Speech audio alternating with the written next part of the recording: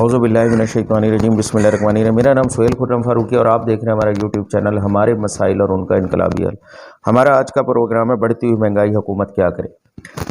ٹھیک ہے، ہم نے اس میں پروگرام کیے ہیں کہ بڑھتی ہوئی مہنگائی فوج کیا کرے، بڑھتی ہوئی مہنگائی عوام کیا کرے، بڑھتی ہوئی مہنگائی ہے تو اب حکومت کیا کرے۔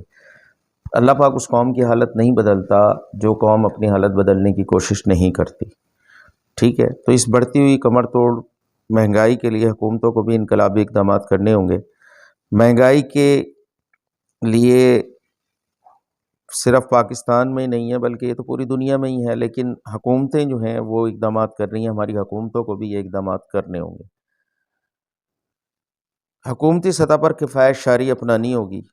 یہ باہر سے جو مرسڈیز اور یہ وہ گاڑیاں آ رہی ہیں انہیں روکنا ہوگا۔ حکومتی مشینریوں کو دی گئی مراعات کو مزید کم کرنا ہوگا۔ مارکیٹیں دن کی روشنی میں کھولنی ہوں گی اور تاکہ بجلی کی بچت، زیادہ سے زیادہ بجلی پیدا کرنی ہوگی تاکہ انڈسٹری چل سکے اور ذرائع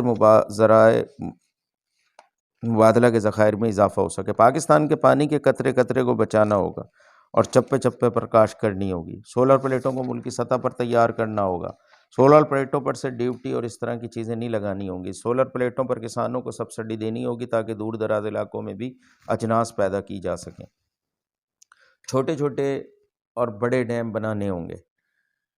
کوڑا کرکٹ سے قدرتی کھاد بنانی ہوگی۔ سیوریج کے پانی کو دریائی پانی سے الگ کرنا ہوگا۔ پاکستان ایک زرعی ملک ہے، فالتو زرعی اجناس کو بین الاقوامی منڈیوں تک پہنچانے کے لیے ذرائع ڈھونڈنے ہوں گے۔ بارش کے پانی کے قطرے قطرے کو بچانا ہوگا۔ شہروں کے زمینی بے ہنگم پھیلاؤ کو روکنا ہوگا اور اوپر کی طرف پھیلانا ہوگا۔ ماحولیات اور ایندھن کی ضرورت پوری کرنے کے لیے بڑے پیمانے پر شجرکاری کرنی ہوگی۔